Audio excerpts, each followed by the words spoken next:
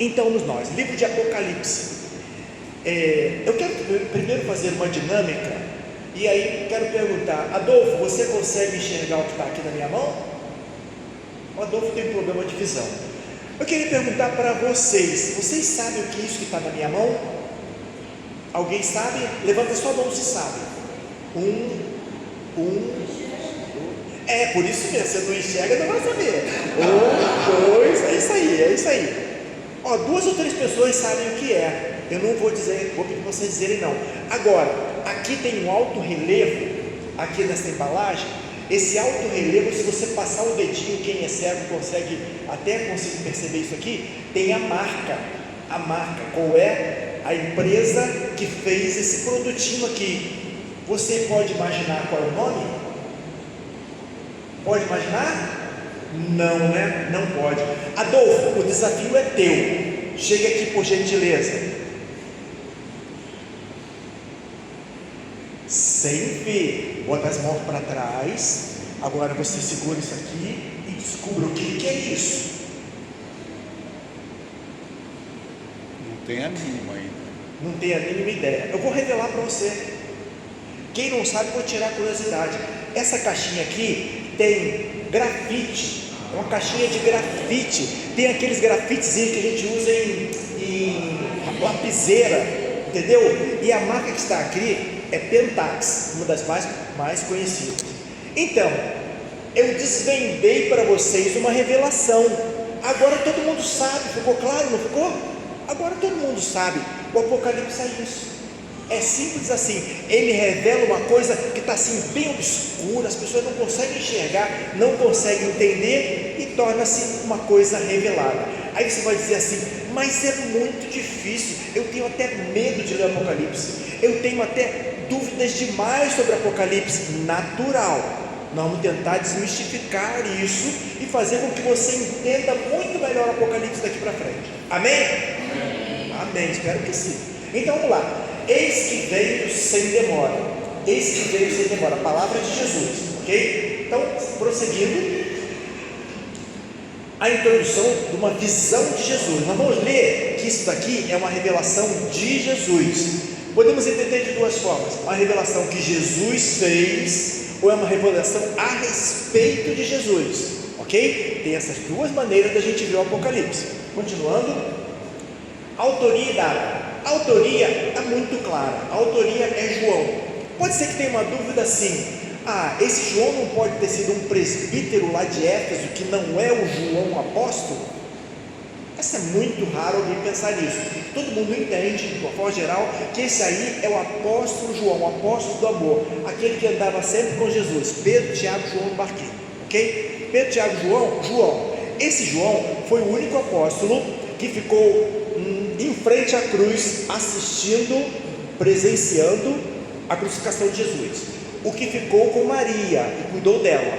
O que estava com Jesus em muitas ocasiões, e o único que não morreu por martírio, o único que morreu, que viveu até aproximadamente 100 anos e não morreu crucificado, esfolado, decapitado, o único que não teve esse tipo de situações, ok? Esse é o João. Que data? Essa data é lá pelos anos 90 e pouco depois de Cristo, ok? Então, essa mais ou menos a data aproximada. Não sabemos a data exata, mas essa é a data aproximada. E quais são os destinatários? Nós vamos ver daqui a pouco quem são esses destinatários. Em princípio, esses destinatários são 7 igrejas da Ásia Menor. Vamos ver isso inclusive no mapa. Mas vamos entender que isso daí é para todas as igrejas, para todos os salvos, uma revelação para todos. E o estilo literário é um estilo um pouco difícil de entender, porque é um estilo apocalíptico, um estilo que fala com muitas imagens, com muitas revelações, com muitos sonhos, mas ao mesmo tempo ele é um estilo híbrido, porque ele também tem muito de epístola, ou seja, muito de carta. É uma carta para essas 7 igrejas, mas ao mesmo tempo ele traz revelação a respeito das coisas futuras, como o pastor Paulo falou, escatologia, aquilo que vai acontecer no futuro. E tem uma visão muito interessante desse livro, que é dizer assim, é um livro que ele conta a história, depois ele conta de novo a história, acrescentando algo mais. depois conta de novo a história, acrescentando um pouco mais ainda. Então por isso que às vezes fica confuso. Ué, mas já falou nisso, mas isso daqui não significa aquela mesma coisa que falou lá atrás? É isso mesmo, é isso mesmo. Ele conta, daqui a pouco ele conta mais ou menos de novo com outras figuras e acrescentando algo mais, e assim vai até o capítulo 21 e 22, ok? Prosseguindo, o texto começa com um prólogo. O prólogo é aquela palavra inicial, é uma introdução breve para dizer o que se refere ao livro e tudo mais, descrevendo quem seria o autor do livro. Em vez de ser chamado de Apocalipse de João, poderia ser Apocalipse de Jesus, porque fala de Jesus, João é o autor, e o conteúdo é sobre Jesus. Ele revelou essas coisas para João por intermédio de um mensageiro, de um anjo, né? E João teve a obrigação, ou teve o prazer de escrever as coisas que em breve devem acontecer. Não é as coisas que poderão acontecer, é as coisas que vão acontecer, porque elas devem acontecer. Não é que, talvez aconteça, talvez seja mais ou não, elas vão acontecer. As coisas que devem acontecer, pois o tempo está próximo. Mas como está próximo? Minha avó já dizia, Jesus está voltando, e ele não voltou na geração dela, não voltou na geração da minha mãe, não voltou na minha geração, pelo menos até agora, não sei se vai voltar na geração da minha neta. Por que próximo? Vamos entender algumas coisas. Primeiro, para aqueles leitores daquela época, estava próximo o fim por causa da perseguição. Para nós, parece que é o fim também por causa dessas guerras, dessas loucuras todas. Agora, qual é o tempo? É o nosso tempo ou é o tempo de Deus? Meus irmãos, o tempo aqui na Terra é esses 24 horas que nós conhecemos, e ele não muda, porque isso é físico, isso não é percepção, é físico, ele não muda. Agora, em Marte, o tempo é outro, o dia dura menos tempo, em outros planetas dura outras coisas, em outras galáxias, tempo é uma coisa extremamente relativa, tempo não é coisa fixa. Então o tempo é o tempo de Deus. Então ele trouxe várias coisas para a gente entender quando deveria acontecer as coisas. Parece que está muito próximo, mas eu não vou dizer está voltando, eu nunca digo essa palavra. Você pode vir da boca de qualquer um, mas nunca digo essa palavra, Enéas. Por quê? Porque está voltando, dá uma impressão assim, daqui a uns dias, e eu não posso saber mais do que Jesus. Jesus disse que não era nem para ele, era só o Pai que iria determinar. Então, não vou me comparar, né? Você quer se comparar? Você sabe mais que Jesus? Então eu não sei quando é esse tempo, mas que está próximo, está próximo. Ou ele vem ou eu vou, e quando eu for, para mim foi o fim. Beleza? Então é isso aí. Aí assim, queria perguntar para vocês querem ser felizes na vida? Quem não quer ser feliz, levanta a mão. Alguém não quer? Todo mundo quer, né? Então se você quer ser feliz, conheça esse livro.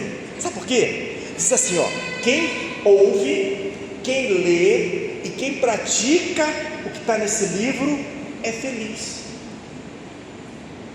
Aí você diz assim, eu tenho muito medo de ler esse livro, eu tenho muito medo de ler, eu tenho muita preocupação porque eu não entendo. Então você está perdendo tempo para ser feliz. Vamos ser felizes? Vamos ser felizes. Vamos aprender sobre o livro do Apocalipse, porque a promessa é essa. Ele faz 7 bem-aventuranças, ele faz parte de 7 bem-aventuranças, bem-aventurados aí de capítulo 1, versículo 3. Então se você olhar todos esses textos, vão ter bem-aventuranças. Tem só uma referência ali que está errada, 19,5 não é aquilo não. No livro, na própria revista tem um equívoco, mas são 7. Aí você vai começar a prestar atenção no seguinte: tem 7 candelabros, tem 7 Espíritos de Deus, tem 7 felizes ou 7 bem-aventuranças, 7, que tanto 7 é esse? Quem escreveu? João fala sobre os 7 sinais miraculosos de Jesus para provar no seu evangelho, lá no evangelho, não aqui, no evangelho, que Jesus é Deus. Ele fala os 7 eu sou, Jesus falando eu sou a porta, eu sou isso, aquilo, 7, para provar que Jesus é Deus, porque se ele é o eu sou é Deus. Então ele usa esse número 7, mas por que 7? É um negócio cabalístico? numerologia?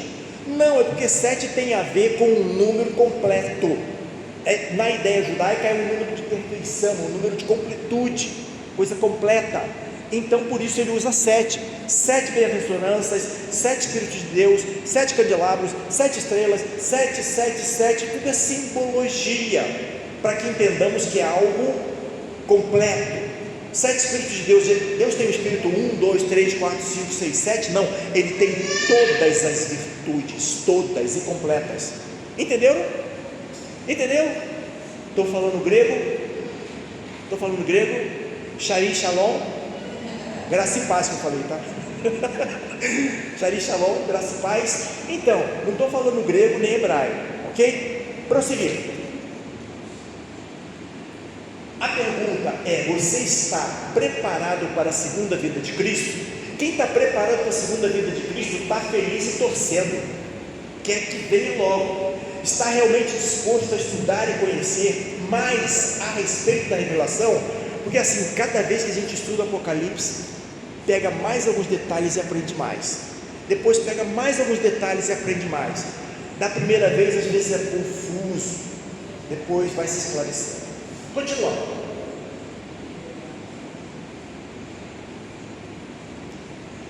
Eu queria distribuir com vocês, se a Milena puder me ajudar aqui, são 14 frases pequenininhas. O papel é meio largo, mas é porque são letras grandes, frases pequenininhas, e eu queria fazer um exercício com vocês, bem rapidinho, agora da seguinte maneira. Talvez não vai dar para todos, né? Mas os 14 primeiros aí vão me ajudar. Eu vou ler para vocês, assim, bem rapidinho, tá? Sem fazer explicação. Eu vou ler para vocês um texto de Gênesis 1, de 1 a 3, Gênesis capítulo 1, capítulo 2 e capítulo 3, para saber sobre pecado, sobre fundação do mundo, sobre o erro do homem, tudo mais, ok? E vocês vão ler para todos ouvirem, leia bem alto, tá bom? Pode ler bem alto, para todos ouvirem o que Apocalipse fala a respeito de Gênesis 1, 2, 3. Gênesis capítulo 1, 2, 3 tem resposta em Apocalipse 20, 21 e 22. Fechou? De novo, vou falar que nem todo mundo prestou atenção. Gênesis 1, 2 e 3 tem resposta em Apocalipse 20, 21 e 22. Começa a Bíblia com o problema, termina a Bíblia, os 3 últimos capítulos, resolvendo o problema. Isso é coisa de Deus ou não é? Só pode ser. Então vamos lá, rapidinho. Eu leio 1, quem está com 1, leia o que está com o número 1 aí. Eu estou lendo em Gênesis, vocês estão lendo em Apocalipse, fechou? Então, 1, no princípio criou Deus os céus e a terra. 1, quem está com 1?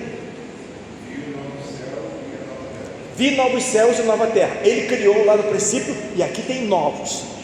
Vamos lá, é essa a ideia. Deus chamou a luz dia, e chamou a noite, e chamou as trevas noite. Houve tarde e manhã o primeiro dia. 2, não haverá mais noite. Ele criou lá, mas agora a noite não quer mais, não haverá mais. Mudanças que Deus está fazendo. 3, fez Deus os 2 grandes luzeiros. 3, a cidade não vai precisar nem de sol nem de lua. Veja, fez lá, e aqui tem uma coisa diferente, mudanças. 4, no dia em que dela comer, você certamente morrerá. Certamente morrerá, não existirá mais morte. Estão entendendo? 5, mas a serpente, mais astuta que todos os animais selvagens. 5,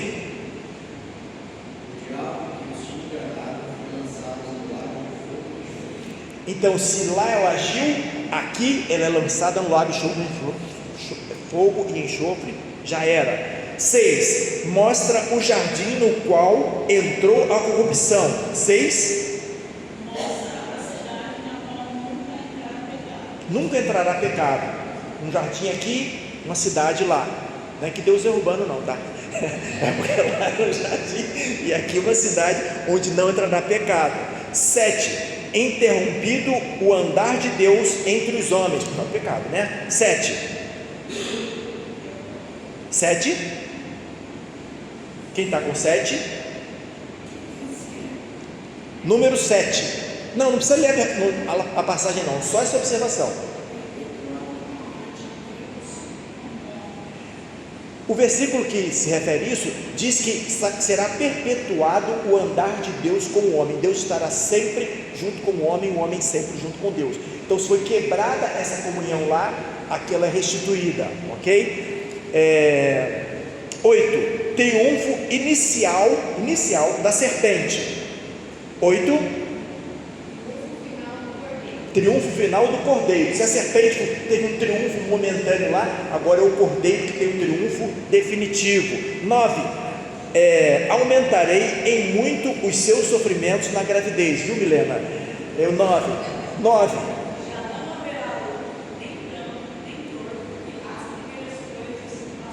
Você não vai ter dor não lá. Aqui por enquanto é para nós. Vamos lá. 10. Maldita a terra por sua causa. 10. Maldição acabou. Lá foi maldita, para frente nunca mais tem maldição. 11. Na queda do primeiro homem, que é o caso Adão, seu domínio foi interrompido. O domínio que o homem tinha sobre a terra foi interrompido. E agora? 10, 11.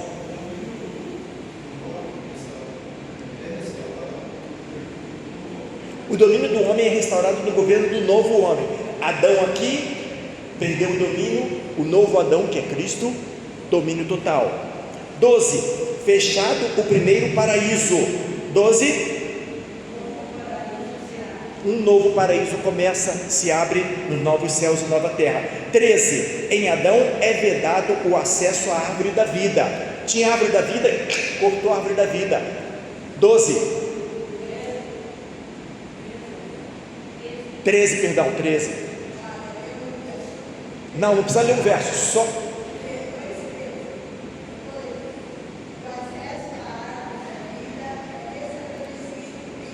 A árvore da vida volta a ter acesso, que é restabelecido em Cristo. E o último, Adão e Eva foram expulsos da presença de Deus. E no 14, o que diz lá?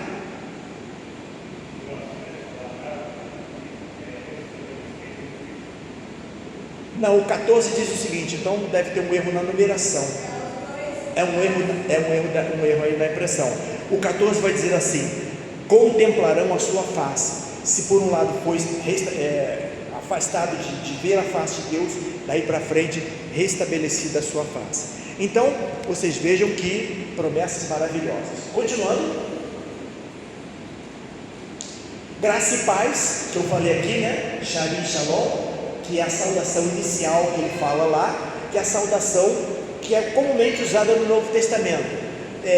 Os assembleanos falam a paz, os batistas e outros mais falam graça e paz, outros falam bom dia, boa tarde, boa noite, mas lá no início entre os gregos era charis, entre os hebreus shalom, e aí ficou charim shalom, que Paulo usa muito, Pedro usa, vários autores da Bíblia usam. Seguindo, aí ele vai falar sobre as 7 igrejas. Eu queria agora abrir a Bíblia com vocês e a gente ler essa passagem, as 7 igrejas. Podem abrir? Apocalipse 1, vamos ler de 1 a 4. Apocalipse 1, de 1 a 4. Para que todo mundo ouça, eu vou pedir o pastor Paulo para ler aqui no microfone. Estou sem microfone, sem fio hoje, agora. 1 a 4. Revelação de Jesus Cristo que Deus lhe deu para mostrar aos seus servos o que em breve deve acontecer. Deus a tornou conhecida enviando por meio do seu anjo ao seu servo João, que testificou em todas as coisas que viu, a palavra de Deus e o testemunho de Jesus Cristo. Versículo 3. Bem-aventurado aquele que lê em voz alta as palavras desta profecia, e bem-aventurado aqueles que ouvem e guardam as coisas nelas escritas, pois o tempo está próximo. A João, essa igreja da Ásia, graça e paz da parte daquele que era e que há de vir, da parte dos 7 espíritos que estão diante do seu trono e da parte de Jesus Cristo, a testemunha fiel do primogênito dentre os mortos e soberano dos reis da terra.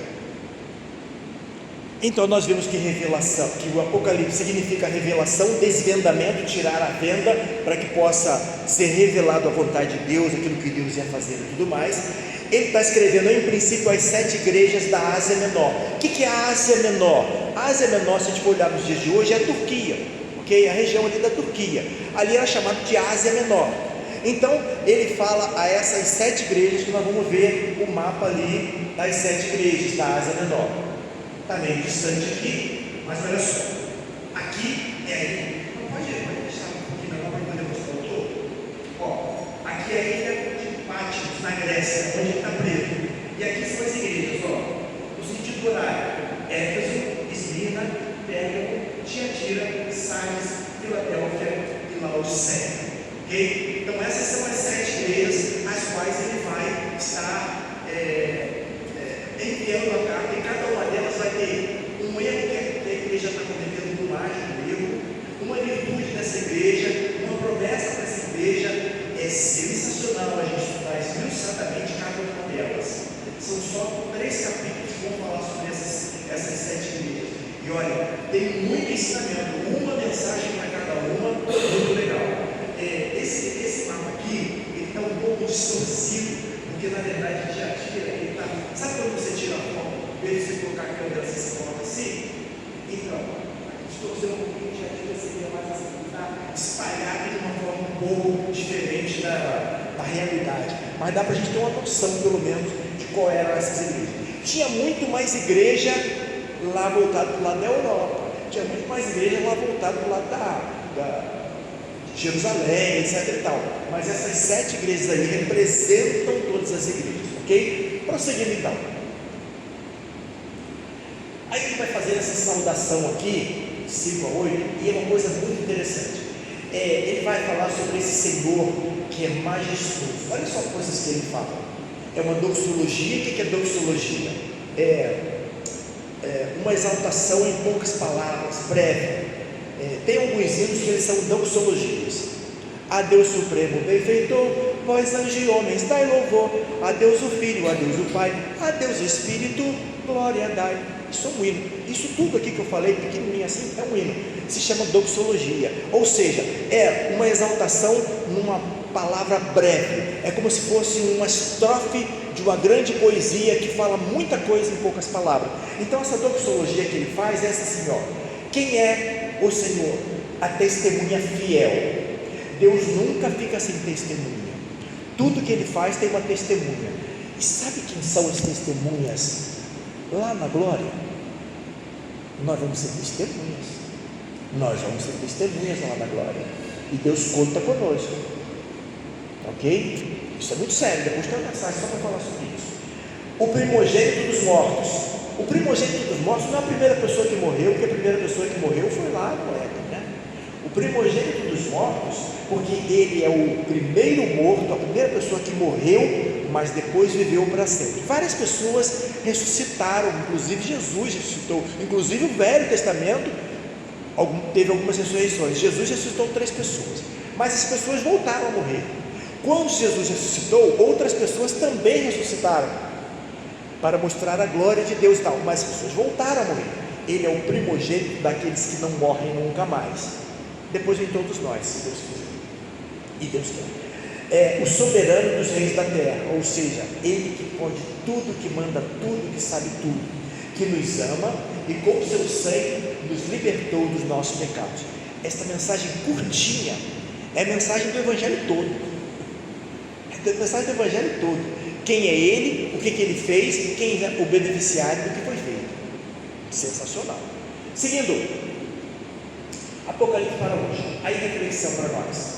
Já pensou que tudo o que Jesus representa, em tudo que ele representa e em tudo que ele fez por você, já pensou nisso? É muita coisa, não é? Adore a Cristo pelo que ele é e por tudo que ele fez e fará por você. Pastor Paulo, pastora Milton, nós estamos acostumados a lidar com gente, né?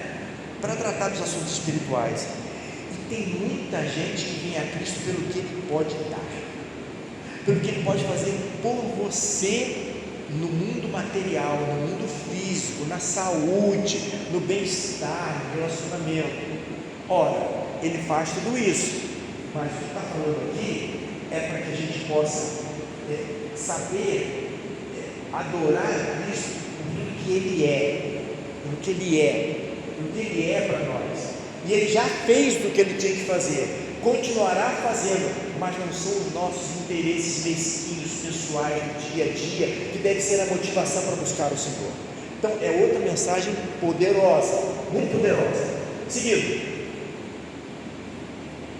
a visão do Cristo glorificado. Esta é a primeira das 7 visões descritas por João. João vai falar 7 visões no seu livro. Essa é a primeira. Depois ele vai contar outras 6. Então ele sempre está usando esse número 7, número da completude, da perfeição, identificando o destinatário das cartas. E ele diz assim: irmão vosso e companheiro em aflição. Ele se coloca não como o grande presbítero da igreja de Éfeso, não como o apóstolo do amor, que foi o único que ficou na crucificação e ficou cuidando de Maria. Ele poderia dizer isso, né? Nossa, bater no peito assim, dizer: olha, eu sou o cara, como se diz hoje, né? Não é eu sou o cara. Ele está falando: eu sou o irmão de vocês, eu sou o irmão de vocês, eu sou aquele companheiro nas aflições. Vocês estão aflitos? Eu estou aflito também. Vocês estão passando necessidade, problema? Eu também estou. Então ele se coloca como irmão, como igual, ok? Então ele vai falar sobre várias 7 no texto, né? As 7 bem-aventuranças, as 7 igrejas, as 7 visões, os 7 espíritos, conforme eu falei na introdução. E aí ele vai falar sobre a visão do Cristo glorificado, que é os versículos 9 a 20. Você lê os versículos 9 a 20, vai falar sobre esse Cristo, né? Quem é esse Cristo que foi glorificado? Esta aflição que ele conta se dá pelo fato de que os cristãos estavam sendo já perseguidos naquela época. E a perseguição em Domiciano, que era o imperador da época, não era fácil não, ok? Teve a perseguição com aquele louco, como é? Nero. Depois perseguição com Domiciano. Parece que ia melhorar, piorou muito com Domiciano. Então coisas terríveis aconteciam. Por que ele está na ilha de Patmos? Porque Domiciano, o imperador da época, mandou que todos aqueles que tinham alguma questão com religião, com política, que afetasse de alguma maneira Roma, ou ele achava que poderia afetar, mandava para essa prisão numa ilha enorme, que ficava lá ao Deus dará. E João está lá, velhinho, lá nessa ilha, sofrendo essa perseguição. E ali ele recebeu uma revelação para que ele escrevesse, para que fosse um consolo para os crentes da época, assim como um consolo para nós. Mas como um consolo, pastor? Só fala de coisa que eu não entendo. Mas tinha objetivo fazer assim, ok? É um consolo. A gente vai entender muito ao longo do livro. A visão do Cristo glorificado. O Cristo em sua majestade e poder, é os versículos 13 a 16. Aí eu queria que a gente lesse, dá tempo da gente ler sobre essa visão de Jesus, que é maravilhosa. Se alguém puder abrir, e o microfone chegar lá,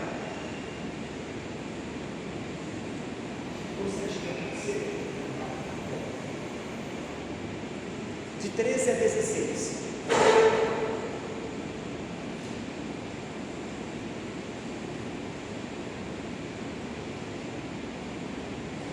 E entre os candelabros, alguém semelhante a um filho de homem, com uma veste que chegava aos seus pés e um cinturão de ouro ao redor do peito.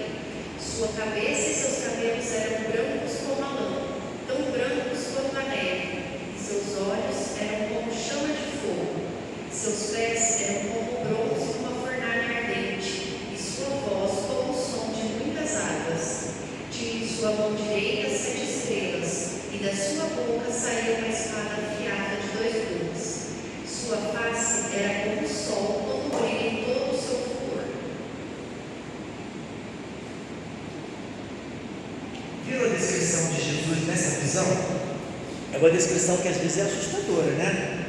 Mas prestem atenção, ele estava vestido como um sacerdote, mas com muito mais do que um sacerdote, por causa dos seus olhos, por causa do ouro na cintura, etc. e tal, mostrando a soberania, a divindade desse Deus, e ele cai como morto, ele cai com os olhos voltados para a terra, ele cai prostrado, assim como Isaías caiu prostrado, assim como os apóstolos que estavam na transfiguração ficaram com o rosto em terra, porque não conseguiam ficar contemplando aquela glória que era grande demais, que era luminosa demais. Então ele fica do mesmo jeito quando ele está na presença de Jesus, por causa da sua glória. Então Jesus é o sacerdote supremo, com poder supremo, que até assusta no primeiro momento, mas é esse o Senhor que ele está revelando aqui. E aí prosseguindo, o resultado dessa visão foi que, diante dessa visão, conforme eu falei, ele cai no chão, bem como morto, e assim, o que acontece é que o Senhor toca nele, quando o Senhor toca nele, dá força de volta para ele, que ele estava aqui assim, tipo desfalecido, o Senhor dá força de volta para ele encarar o grande desafio da sua vida. Veja todos os desafios que ele teve, mas esse desafio era enorme, porque ele escrever o livro que iria dar sentido a tudo que iria acontecer no futuro, o livro da escatologia. Apocalipse para hoje. Cristo resplandecia em sua glória e santidade diante de João, por isso o apóstolo caiu prostrado diante dele como morto. Você já refletiu sobre o seu tamanho e o nível de significado diante da majestade de Cristo? Meus irmãos, às vezes a gente fica se achando muito, não sei se aconteceu com você, de se achar tão, tão coisa demais, ou de querer que os outros achem você coisa demais. E aí João, que é simplesmente o apóstolo do amor, aquele que andou com Jesus, ele se sente pequeno, ele se sente morto diante de Cristo. Não estava morto, mas ele se sentia como morto diante de Cristo, tal a sua majestade. Isso daqui vem trazer exemplos enormes para nós, exemplos de como a gente deve se portar diante da majestade e soberania de Cristo. Amém? Ok, você já refletiu então sobre isso? Então a conclusão, esse primeiro capítulo consiste só da introdução do Apocalipse, só para a gente começar. É claro que o livro trata da revelação, a revelação é sobre Cristo, vai falar o tempo inteiro sobre Cristo e sobre a sua igreja, que é essa igreja glorificada, que vai passar por muitos problemas e tribulações, mas que será vitoriosa, preparando o leitor nessa perspectiva, que a gente fica pensando muito nos dias de hoje, né? Mas nessa perspectiva daqui e do futuro também. E João escreverá a carta para essas 7 igrejas, que ela representa a carta que seria para as nossas igrejas, que seria para os nossos dias. E o incrível na Bíblia é a atualidade de cada uma das 7 cartas é impressionante. A atualidade, hoje em dia a gente vê as mesmas coisas acontecendo com todas as nossas igrejas no momento. Não todas as coisas numa igreja só, porque senão essa daí tem que jogar para o inferno já, né? Mas aos poucos, cada uma, as características elas acontecem em todas as igrejas, e os cuidados que Deus manda que tenha é para todas as igrejas, um por vez, mas também as promessas que Deus dá é para todas as igrejas e para cada um dos membros. Imagine só, um novo nome, uma pedra com seu nome, a presença de Deus, você poder se sentar ao lado de Jesus um dia, a presença de Deus influenciando a nossa vida todos os dias, conhecer a Deus todos os dias, tudo isso está nas promessas, e a gente vai ver uma por uma. E eu vou falar uma frase que eu já falei muitas vezes. Quem sabe qual é a frase? Eu não perderia por nada. Eles estão vendo porque eles já sabem que de vez em quando eu falo assim, eu não perderia por nada, porque nós temos muita coisa deliciosa para aprender. Agora eu estou aberto às perguntas, e se não souber, eu passo para o pastor presidente, que ele saberá com certeza. Ou então se eu escudeiro ali atrás, também está bonito demais as questões. Um de nós vai responder. Vamos lá, perguntas.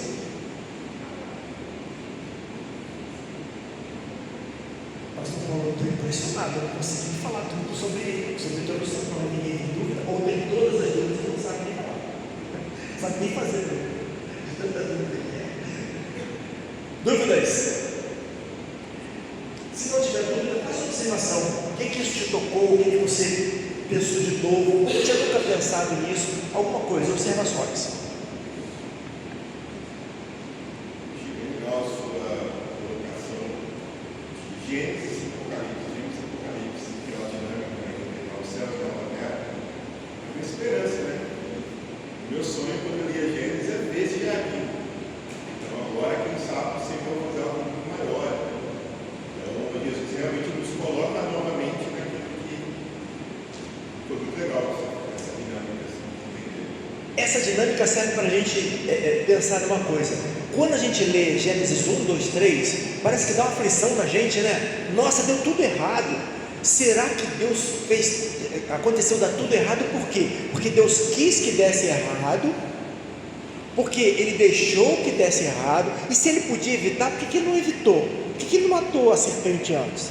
Por que Ele não deixou que Eva fosse enganada? Por quê? E a gente fica na dúvida. A gente vai lendo todo o livro da Bíblia, cada livro vai fazendo a revelação, apontando para Jesus no Velho Testamento, mostrando Jesus no Novo Testamento, ensinando como viver com Jesus nas cartas, e aí chega no Apocalipse, o fim de tudo está garantido. É bom ou não é bom? É bom demais, como diz aquela propaganda, bom demais, é bom demais, está garantido. Então assim, a Bíblia é completa demais. Concorda comigo, pastor? Só uma observação também, porque quando a gente olha para esse todo da Bíblia, capítulo 1 e capítulo 2 de Gênesis, é o mundo sem pecado. Aí você vai para capítulo 21 e 22 de Apocalipse, mundo sem pecado. E a gente está no meio, né?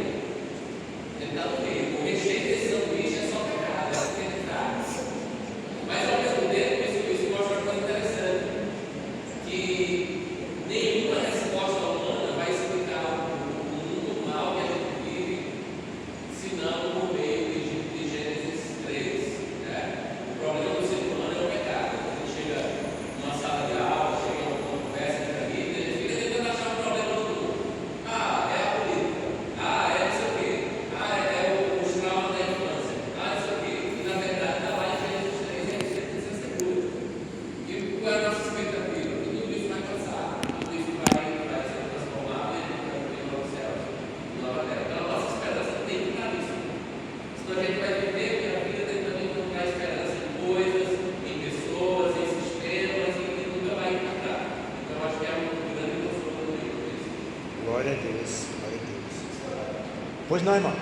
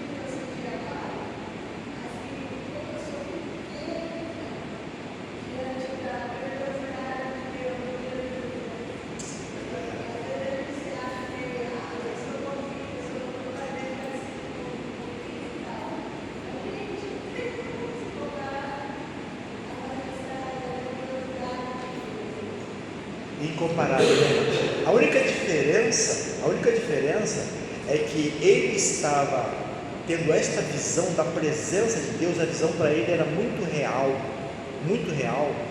e ele estava ainda no corpo do pecado. Quando nós somos chamados para a glória, Deus vai nos levar para lá, já que vai nos dar um novo corpo. Primeiro nós vamos lá sem corpo, um novo corpo, né? Lá em espírito, alma, mas um novo corpo, né? Glorificado sem pecado. Aí nós vamos ter um pouquinho mais de, vamos chamar ousadia, vamos ter um pouquinho mais assim de coragem, né? Porque o que se dá para você no corpo do pecado, está na presença do Criador, soberano de todo o universo, que criou tudo isso que é inimaginável, como isso poderia existir se não fosse Deus, então é para a gente cair em terra mesmo, né? Perfeito. Inclusive, pastor, é interessante isso que o pastor falou, porque Jesus tinha prometido que o Espírito viria para explicar aquilo que ele não tinha explicado, porque Jesus deixa isso claro. Bem lembrado. Se o Espírito não vier, você não tem o que fazer, porque o Espírito vai mostrar quem é Jesus. Então, apesar de ter caminhado 3 anos com Jesus, nem o próprio João conhecia Jesus dessa forma aí. E qual é a diferença? A gente conhece ele dessa forma agora. Em termos de informação sobre Deus, nós temos muito mais do que qualquer personagem da Bíblia, porque eles viveram dela. Apesar de caminhar 3 anos com Jesus, essa revelação progressiva a gente já tem muito mais. Então, é por isso que o processo de santificação é a gente cada vez mais parecido com Cristo. Para quê? Para poder se encontrar com Ele. Isso é interessante. Paulo fala isso, chegar a estatura de Cristo. Para quê? Ele vai passar a eternidade com Ele, vai passar a eternidade com o desconhecido. Está começando a conhecer agora. Ele vai continuar conhecendo Ele por toda a eternidade. Eternidade inteira, né? Já imaginou conhecer os atributos todos de Deus? Tudo aquilo que Ele criou leva a eternidade inteira para conhecer, né? Mas bem colocado, isso mesmo. Algo mais? Cumprimos o nosso objetivo de aula de 45 minutos, né?